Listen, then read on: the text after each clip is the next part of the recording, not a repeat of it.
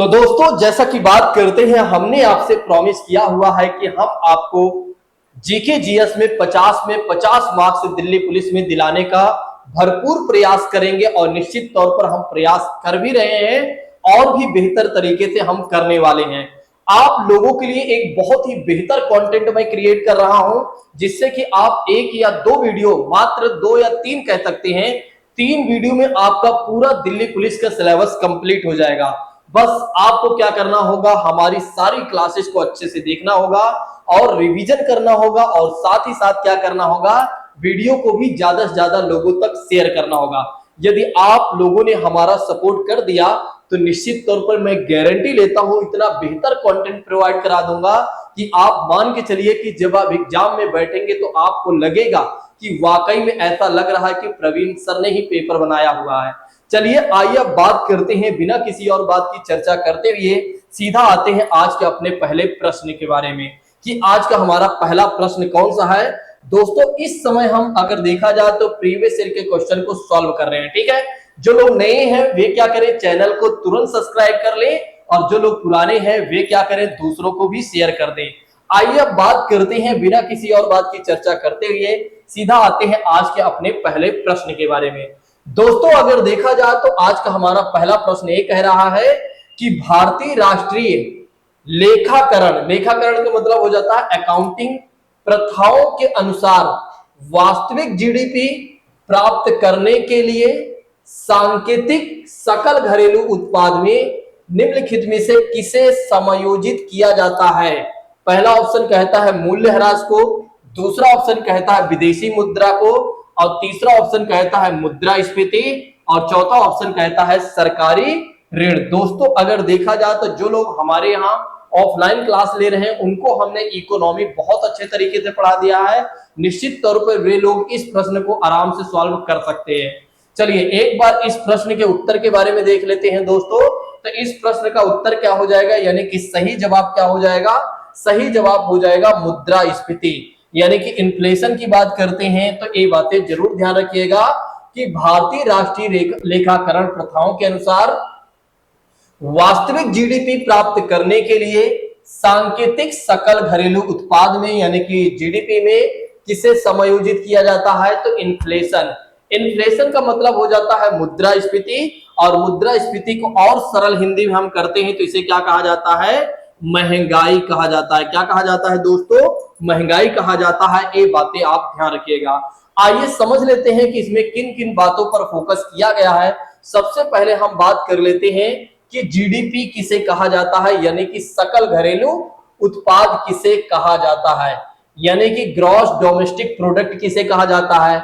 देखिए एक वित्त वर्ष में, एक मिनट दोस्तों, एक वित्त वर्ष में देश की सीमा के अंदर, मतलब जैसे भारत की बात करते हैं तो भारत देश के सीमा के अंदर की बात करते हैं, ठीक है, उत्पादित समस्त अंतिम वस्तुओं और सेवाओं के मूल्य को क्या कहा जाता है, जीडीपी कहा जाता है। एक वर्ष में जितने भी वस्तुओं और सेवाओं का अंतिम रूप से उत्पादन हुआ है या उसके अंतिम मूल्य को क्या कहा जाता है, जीडीपी कहा जाता है। दोस्तों, अगर देखा जाए तो इसमें देश की सीमा के अंदर रहकर जो विदेशी लोग उत्पादन करते हैं उसे भी क्या किया जाता है, देश के जीडीपी में ही जोड़ा जाता है। तो ध्यान रखिएगा, एक वित्त वर्ष में जितने भी वस्तुओं और सेवाओं का उत्पादन हो रहा है उसके अंतिम मूल्य को यानी कि लास्ट वैल्यू को उस देश के जीडीपी में जोड़ा जाता है।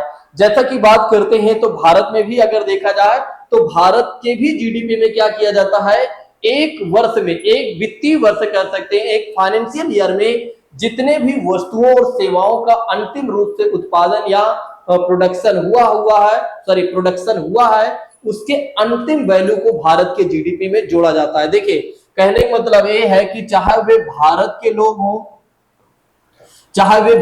लोग हो किसी भी वस्तु और सेवा का उत्पादन कर रहे हो तो उसके भी अंतिम वैल्यू को जोड़ा जाएगा भारत के जीडीपी में, या कोई विदेशी व्यक्ति भारत में क्या कर रहा है, वस्तुओं और सेवाओं का क्या कर रहा है, उत्पादन कर रहा है दोस्तों, तो उसके भी अंतिम वैल्यू को यानी कि अंतिम मूल्य को क्या किया जाएगा, भारत के जीडीपी में जोड़ा जाएगा। ये बातें आप लोग ध्यान रखिएगा।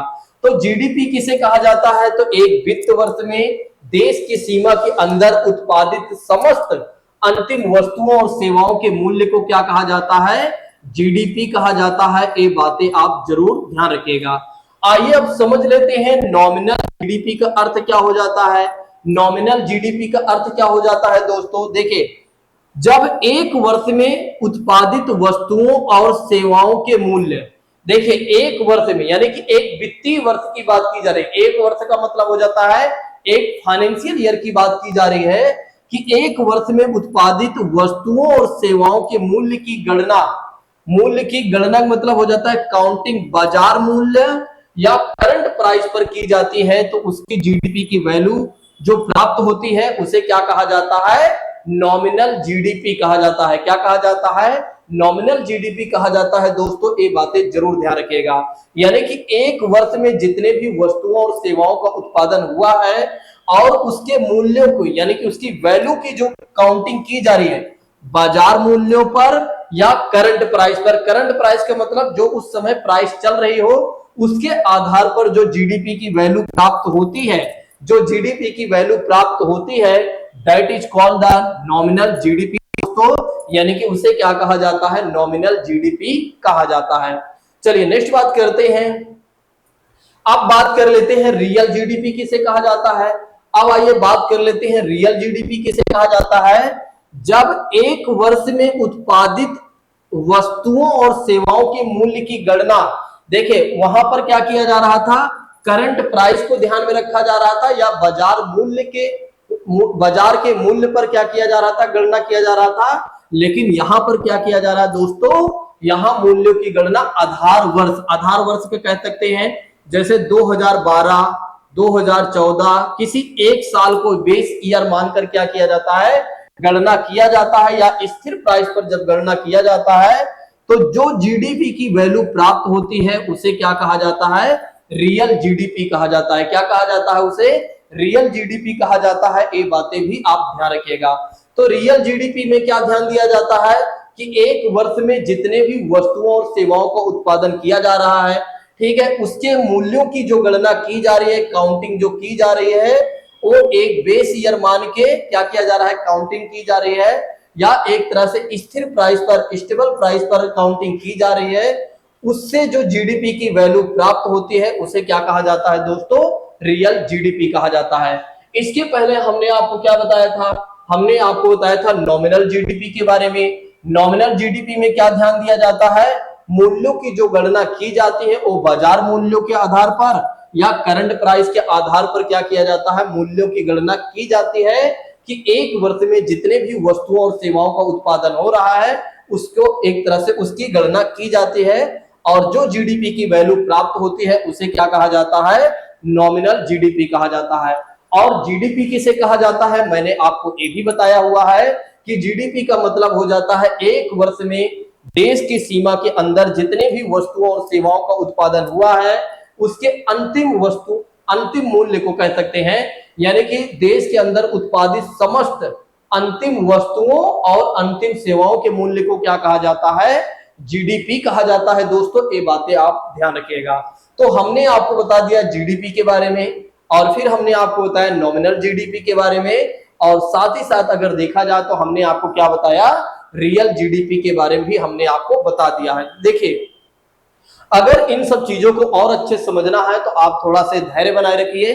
निश्चित तौर पर इसकी मैं क्लास लेकर आऊंगा आगे और बहुत अच्छे तरीके से बताऊंगा। चलिए अब बात करते हैं इसी के साथ अगले प्रश्न के बारे में, जवाब दीजिएगा। प्रश्न में एक कहा जा रहा है कि फुटबॉल खिलाड़ी चुनी गोस्वामी जिनका अप्रैल 2020 में निधन हो गया, वे राष्ट्रीय स्तर के भूतपूर्व भी थे।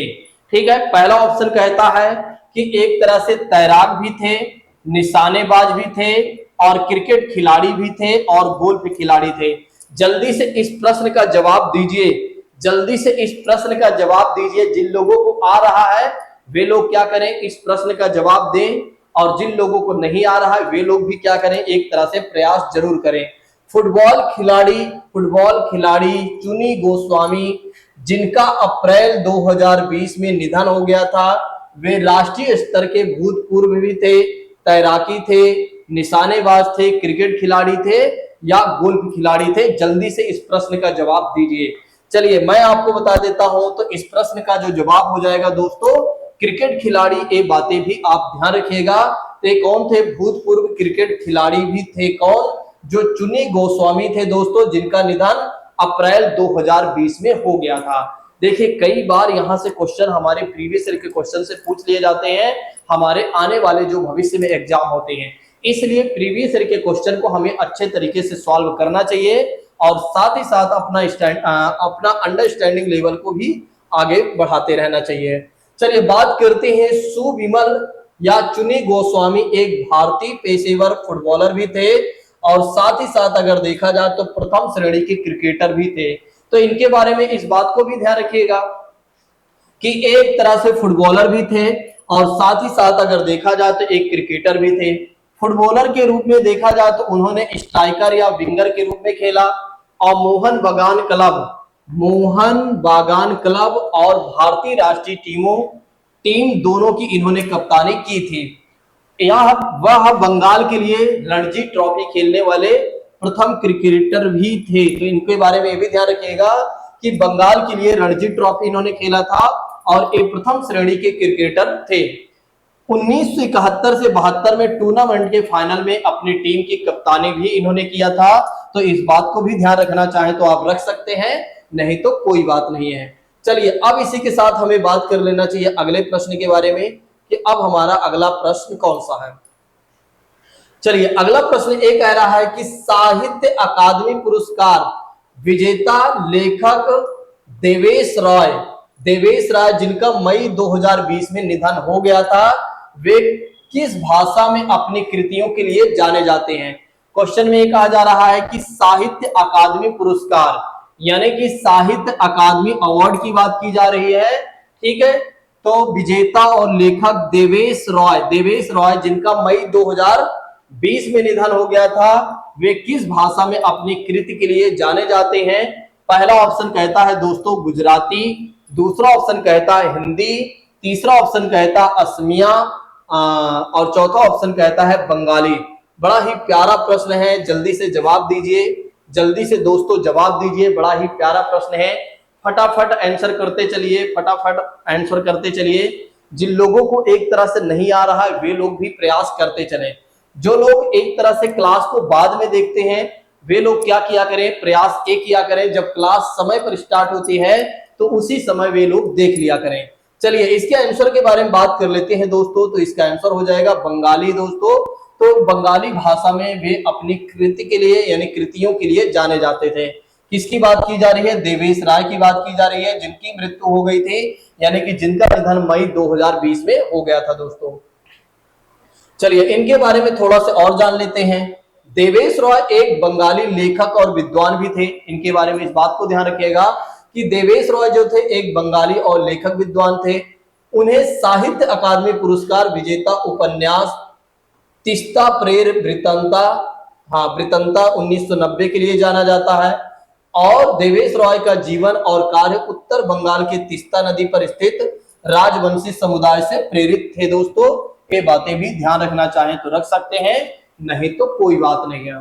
अब आइए बात करते हैं इसी के साथ अगले प्रश्न के बारे में। प्रश्न का दोस्तों जवाब दीजिएगा। प्रश्न में एक कहा जा रहा है कि पीएम यानी कि प्रधानमंत्री स्वनिधि नामक योजना के लिए लक्षित समूह निम्नलिखित में से कौन सा है? पीएम यानी कि प्रधानमंत्री स्वनिधि नामक योजना जो है किसके लिए लक्षित समूहों के लिए है दोस्तों? पहला ऑप्शन कहता है भूमिहीन खेतिहार मजदूर, दूसरा ऑप्शन कहता है रेहड़ी वालों के लिए, तीसरा ऑप्शन कहता है सीमांत किसान और चौथा ऑप्शन कहता है दुग्ध उत्पादन के लिए। बड़ा ही बेहतर प्रश्न है, बड़ा ही अच्छा प्रश्न है। जल्दी से जवाब दीजिए कि प्रधानमंत्री स्वनिधि नामक योजना किन समूहों को लक्षित किया गया था इस योजना के तहत? तो आइए बात कर लेते हैं दोस्तों इसके आंसर के बारे में। तो इसका आंसर कौन सा हो जाएगा? बी सही हो जाएगा। बहुत सारे छात्रों ने इसका जवाब दिया भी और उनका सही भी है। जिन लोगों ने सही जवाब दिया है वे लोग जल्दी से लाइक कर दें, जिससे हमें पता चल जाए कि हाँ वे लोग वीडियो को अच्छे से देखते चल रहे हैं। तो दोस्तों ऐसे में अगर देखा जाए तो इसका आंसर हो जाएगा रेहड़ी वाले। ये बातें ध्यान रखिएगा। आइए इसमें कुछ महत्वपूर्ण बातें हैं, इसको समझ लेते हैं।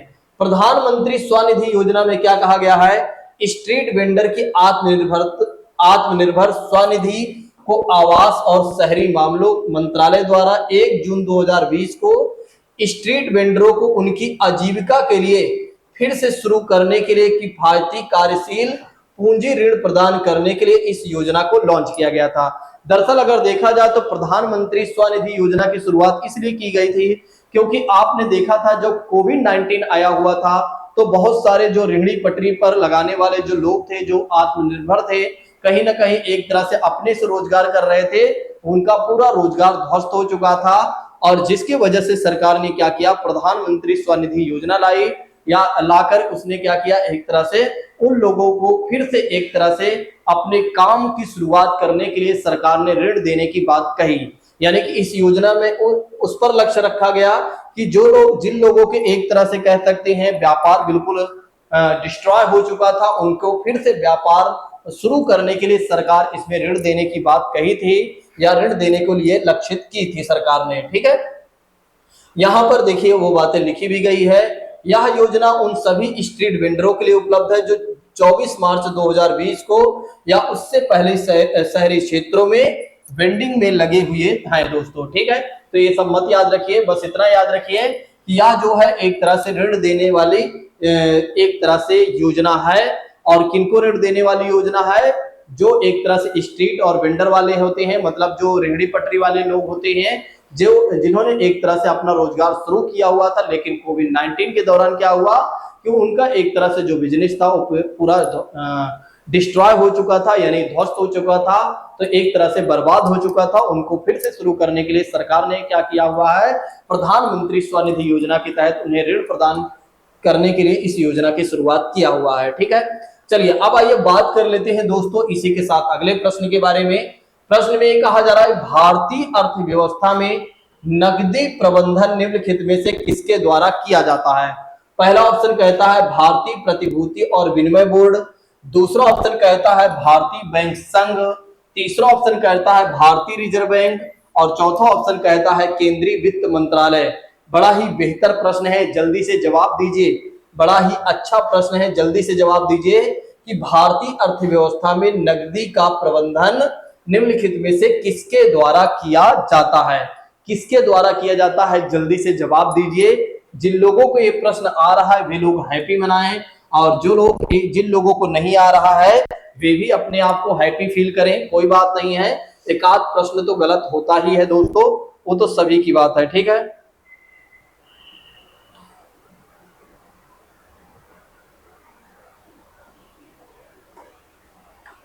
ठीक, चलिए बात करते हैं इसके आंसर के बारे में। तो इसका आंसर जो हो जाएगा भारतीय रिजर्व बैंक हो जाएगा। इसका जो आंसर हो जाएगा भारतीय रिजर्व बैंक हो जाएगा। ये बातें आप ध्यान रखिएगा, यानी कि सी ऑप्शन दोस्तों सही हो जाएगा। आइए समझ लेते हैं। भारतीय रिजर्व बैंक की बात करते हैं तो भारत का केंद्रीय बैंक है, बिल्कुल भारत का सेंट्रल बैंक है, और जो देश की तरलता का प्रबंधन करता है यह मौद्रिक नीति के विभिन्न उपकरणों के माध्यम से बाजार में धन के प्रवाह को कंट्रोल करता है। और तरलता के प्रबंधन के लिए कुछ उपकरण में शामिल हैं, जैसे कि ओएमओ यानी कि ओपन मार्केट ऑपरेशन की बात करते हैं, यानी कि बात करते हैं ओएमओ की बात करते हैं, ओपन मार्केट ऑपरेशन की बात करते हैं, खुला बाजार परिचालन यानी कि बैंक दर की बात करते हैं। ये सारी बातें आप सीआरआर की बात करते हैं, एसएलआर की बात करते हैं, ठीक है, ओएमओ की बात करते हैं, जो कि आरबीआई द्वारा ही एक तरह से ये निर्धारित होते हैं। इसके बारे में आगे वाली क्लास में बताऊंगा। यहाँ पर मैं ये चाह रहा हूँ कि ज्यादा डिस्कशन ना करूं, जिससे क्या हो कि बड़ी क्लास ना बने, क्योंकि कई बार क्या होता है जब ज्यादा बड़ी क्लास हो जाती है तो बहुत सारे छात्र ये सोचते हैं कि जब समय मिलेगा तब इस क्लास को मैं देखूंगा, लेकिन उन्हें कभी समय नहीं मिल पाता, जिसकी वजह से वे कभी भी क्लास को नहीं देख पाते हैं। इसलिए मैं चाह रहा हूँ छोटी ही क्लास बनी रहे, जिससे क्या हो कि कोई ये ना सोचे कि जब हमें समय मिलेगा तब देखूंगा। ठीक है, तो छोटी क्लास रहेगी तो आराम से सब देख लेंगे। निम्नलिखित में से किस फसल की आनुवांशिक रूप से संवर्धित किस्म को भारत में उगाने की अनुमति है? पहला ऑप्शन कहता है करेला, दूसरा ऑप्शन कहता है बैंगन, तीसरा ऑप्शन कहता है कपास और चौथा ऑप्शन कहता है लौकी। बड़ा ही प्यारा प्रश्न है दोस्तों, जल्दी से इस प्रश्न का जवाब दीजिए, जल्दी से इस प्रश्न का जवाब दीजिए। जो लोग नए हैं वे क्या करें, चैनल को इमीडिएट सब्सक्राइब कर ले, और जो लोग पुराने हैं वे क्या करें, देखते देखते जल्दी से शेयर भी कर दें। चलिए इसके आंसर के बारे में बात करते हैं, तो इसका आंसर हो जाएगा दोस्तों कपास हो जाएगा, यानी कि C option will be right. आइए इसके बारे में हम समझ लेते हैं, कि किन किन बातों को फोकस किया गया इसमें। बीटी कपास भारत में व्यावसायिक रूप से उपलब्ध एकमात्र आनुवांशिक रूप से संशोधित यानी कि जीएम जेनेटिकली एक तरह से मॉडिफाइड एक तरह से फसल है। बीटी कपास आनुवांशिक रूप से संशोधित पौधों का संस्करण है दोस्तों, और जिनमें एक कीटनाशक के लिए जीन होते हैं। और बीटी कॉटन 3 प्रकार के, एक तो पहली बात करते हैं बॉलवर्म, जो कि अर्थात अमेरिकन स्पॉटेड पिंक बॉलवर्म के प्रभावी नियंत्रण के कारण कपास की उपज को ये क्या करता है, बढ़ाता है। तो ध्यान रखिएगा, कपास की उपज को बढ़ाने के लिए जेनेटिकली मॉडिफाइड की बात की गई है, ठीक है, यानी कि एक तरह से जीएम की बात की गई है। चलिए अब आइए बात करते हैं दोस्तों इसी के साथ अगले प्रश्न के बारे में। देखिए कॉन्स्टिट्यूशन ऑफ इंडिया, भारत के संविधान से क्वेश्चन है, बड़ा ही प्यारा प्रश्न है, इसका जवाब दीजिएगा।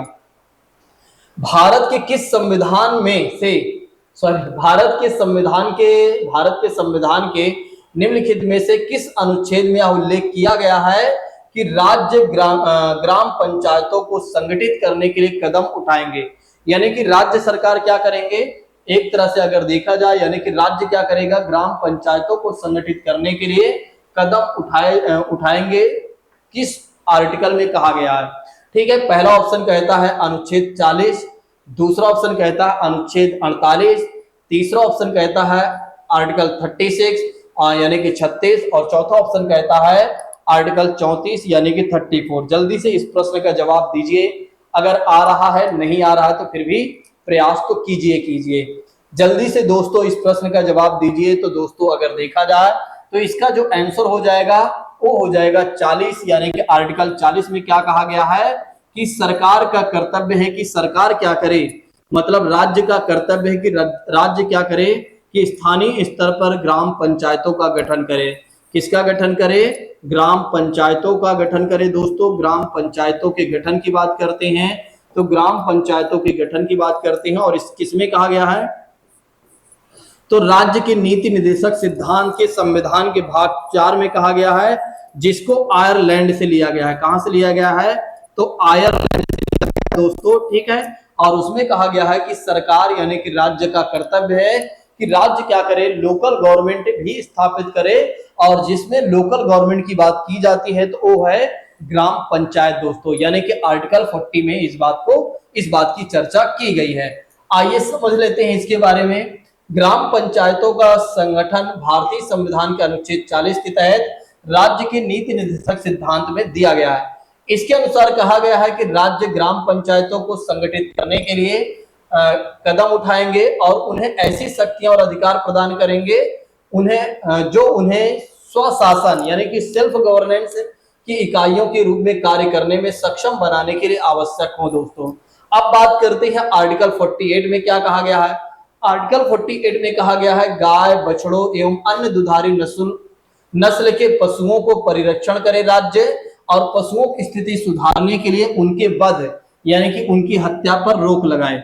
कहने का मतलब यह है, आर्टिकल 48 में कहा गया है कि राज्य का कर्तव्य है, राज्य मतलब सरकार, सरकार मतलब भारत सरकार का कर्तव्य है कि भारत सरकार यानी कि भारत सरकार के साथ साथ राज्य सरकारों का कर्तव्य है कि गाय, बछड़ों और अन्य दुधारू जो पशु हैं, ठीक है, ऐसे पशुओं का परिरक्षण करें यानी कि प्रोटेक्ट करें, और उनकी स्थिति को सुधारने के लिए उनके वध पर रोक भी लगाए यानी कि प्रतिबंध भी लगाए। कहीं ना कहीं एक तरह से देखा जाए उत्तर प्रदेश सरकार ने ऐसा किया भी है, जो कि गौ हत्या पर एक तरह से उन्होंने प्रतिबंध लगा दिया है, यानी कि जो उत्तर प्रदेश की सरकार है। अब आर्टिकल 48 में कहा गया है कि पर्यावरण का संरक्षण और संवर्धन करना भी राज्य का कर्तव्य है। ये बातें भी आप ध्यान रखिएगा कि आर्टिकल 48 में कहा गया है कि सरकार का कर्तव्य है यानी कि राज्य का कर्तव्य है कि राज्य क्या करे, पर्यावरण के संरक्षण और संवर्धन करे, जो कि राज्य ऐसा कर भी रहा है।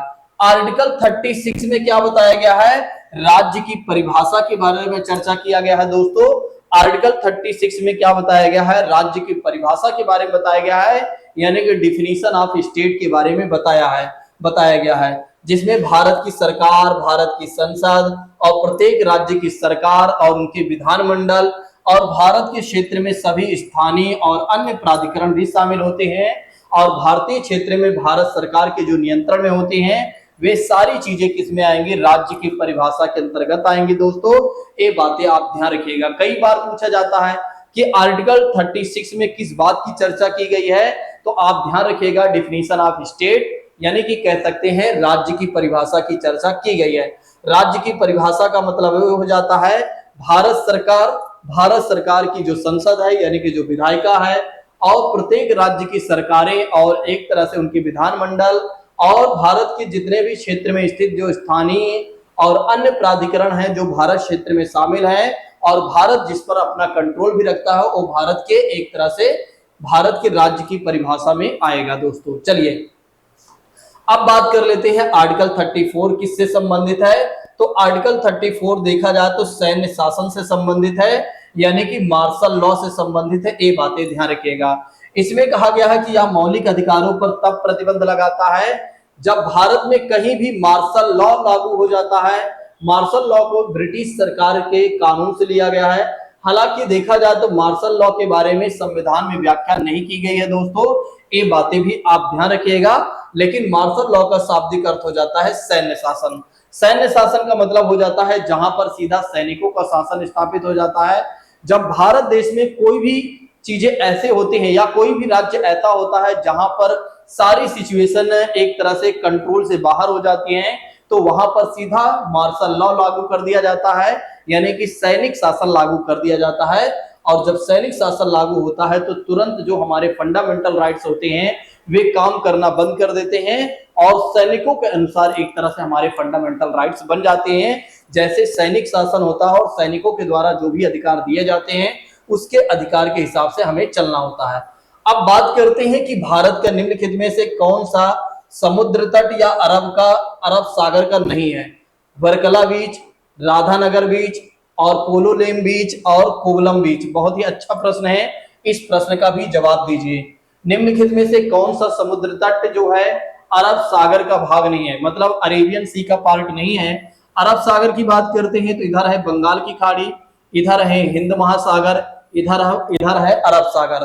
तो भारत में भारत को अगर देखा जाए तो भारत कुछ इस तरह से है, यहाँ पर बे ऑफ बंगाल, यहाँ पर इंडियन ओशियन, फिर यहाँ पर देखा जाए तो अरेबियन सी है, यानी कि एक तरह से अरब सागर। तो कौन सी चीजें हैं, कौन सा बीच है जो एक तरह से अरेबियन यानी कि अरब सागर का भाग नहीं है। ठीक है, तो ऐसे में अगर देखा जाए दोस्तों तो इसका आंसर हो जाएगा बी सही हो जाएगा, यानी कि राधानगर बीच हो जाएगा। आइए समझ लेते हैं इसके बारे में। देखिए राधानगर समुद्र तट जो है हैवलॉक द्वीप और अंडमान निकोबार द्वीप समूह के बीच में सबसे प्रसिद्ध आकर्षणों में से, यानी कि एक तरह से बीच माना जाता है जो सबसे ज्यादा अट्रैक्ट करता है। अब यह बंगाल की खाड़ी के बीच में बसा हुआ है, तो ध्यान रखिएगा जो राधानगर समुद्र तट है वो कहां पर बसा हुआ है, बंगाल की खाड़ी के बीच में बसा हुआ है। राधानगर समुद्र तट भारत के 8 ब्लू फ्लैग प्रमाणित समुद्र तटों में से एक माना जाता है। तो राधानगर समुद्र तट जो है भारत के 8 ब्लू फ्लैग प्रमाणित समुद्र तटों में से एक माना जाता है। आइए अब हम समझ लेते हैं कि ब्लू फ्लैग क्या होता है। देखिए ब्लू फ्लैग के बारे में अगर देखा जाए, वैसे भारत में अभी अगर देखा जाए तो जो भारत में कुल ऐसे समुद्र तट हैं वो टोटल कितने हैं, 12 हैं, जिन्हें अपनी स्वच्छता और सुंदरता के लिए ब्लू फ्लैग सर्टिफिकेशन मिला हुआ है। मतलब वे समुद्र तट जो अपनी स्वच्छता और सुंदरता के लिए जाने जाते हैं उन्हें क्या दिया जाता है, ब्लू फ्लैग सर्टिफिकेशन दिया जाता है। यह सर्टिफिकेशन जो होता है, यह सर्टिफिकेशन एक इको लेवल प्रमाण है जो कि शैक्षिक या पर्यावरणीय या सुरक्षा मानकों को पूरा करने के लिए समुद्र तटों के साथ साथ क्या होता है, नाव ऑपरेटरों को भी मिलता है। दोस्तों इस बात को भी ध्यान रखिएगा। आइए अब बात कर लेते हैं इसी के साथ अगले प्रश्न के बारे में। प्रश्न का जवाब दीजिएगा। प्रश्न में ये कहा जा रहा है कि ईस्ट में अवायवीय और श्वसन के दौरान निम्नलिखित में से कौन से उत्पाद बनते हैं? पहला ऑप्शन कहता है लैक्टिक अम्ल प्लस ऊर्जा, दूसरा ऑप्शन कहता है लैक्टिक अम्ल कार्बन डाइऑक्साइड प्लस ऊर्जा, तीसरा ऑप्शन कहता है इथेनॉल कार्बन डाइऑक्साइड प्लस ऊर्जा, चौथा ऑप्शन कहता है एसिटिक अम्ल और प्लस ऊर्जा। जल्दी से इस प्रश्न का जवाब दीजिए। जो लोग नए हैं वे क्या करें, वे भी इस प्रश्न का जवाब दें। जो लोग पुराने हैं वे क्या करें, वे भी इस प्रश्न का जवाब दें। बड़ा ही प्यारा प्रश्न है, जल्दी से दोस्तों इस प्रश्न का जवाब